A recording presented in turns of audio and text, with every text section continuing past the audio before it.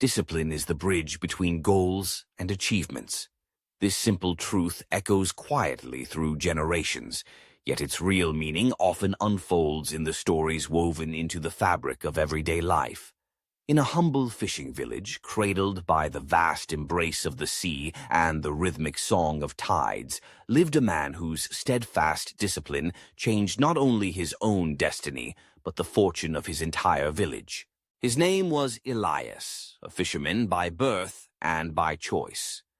Like his father and grandfather before him, Elias rose before dawn each morning, walking down the winding, lantern-lit path that led to the weathered docks. The air would be thick with salt, the early darkness interrupted only by the soft glow of the moon. While most of the village still slept beneath the comfort of their blankets, Elias would kneel by his nets, checking each knot, making tiny repairs that others might ignore, but which he believed made all the difference. Elias's boat was small, painted a battered blue. Though many fishermen longed for larger, newer vessels, Elias cherished his simple boat and cared for it with unwavering attention. Every plank, every oar, every coil of rope, he checked them all for signs of wear. At first, some called him obsessive, said he spent too much time on preparation and not enough on fishing. In a world that measures worth by daily catches, they saw little value in his carefulness. But Elias knew a different truth. He understood that discipline is not just about the great leaps forward. It's about the small daily steps, the ones that seem insignificant but build the strongest bridges. For each morning he had a goal: to provide for his family, to weather the uncertainties of the sea, and to honor the craft passed down to him. It was discipline that stitched these goals to reality. The sea is a capricious mentor. There were days when its waters were generous, their nets heavy with shimmering bounty. Other days they returned empty-handed, salt and disappointment lingering on their skin. On those days, many fishermen would curse their luck or blame the tides. But Elias simply returned home, cleaned his nets, repaired his boat, and rose again the next day. His belief was simple: consistency and care would prevail where luck faltered. One summer, the village faced one of its hardest trials. An unseasonable storm swept the coastline, battering boats and tearing through the wharves. Many vessels were lost to the waves, and in the days after the storm, the fishermen gathered to count their losses.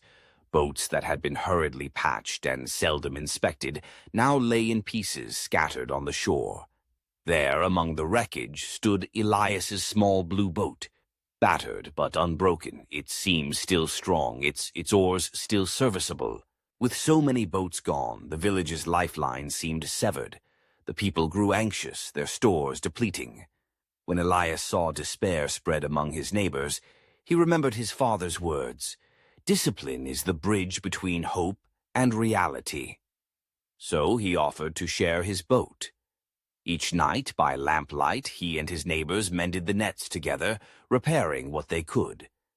They created a plan, rotating the use of the boat, ensuring each family had their turn to fish.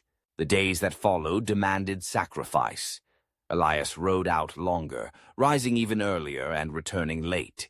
He taught the others how to care for the boat, how to spot the fraying knot, the tiny crack, the silent signs of wear. Under the weight of these new challenges, a new sense of unity grew, one strengthened by shared purpose and careful discipline. Nets, once neglected, became the pride of many. Where chaos had threatened, method and routine flourished. Slowly, the village's fortunes turned. Fish began to fill their nets once more, and with each safe return, confidence grew. The people learned that discipline was not about perfection, but about persistent effort, about showing up even on the hardest days and tending to the smallest details. They understood, perhaps for the first time, that discipline, like the sea, is built of countless drops, each small action deepening the well of achievement. As the years passed, the village prospered. New boats were built, this time guided by the lessons Elias had taught. Children learn to mend their own nets, to care for tools, to steady themselves in both prosperity and hardship. The fisherman, who had once scoffed at Elias's daily routines, now shared them with pride, passing them down as treasured inheritance. The old blue boat, scarred by storms and sunshine alike, was eventually retired, but it remained lashed to the dock, a quiet symbol of the bridge that discipline had built. The story of Elias spread beyond the village, carried by travelers and traders, inspiring those who heard it to value discipline, not as endless toil, but as a sacred link between the goals we dream and the achievements we hold in our hands. In that small fishing village, the lesson remains. Discipline transforms hope into reality, one careful act at a time, turning ordinary days into the foundations of lifelong achievement.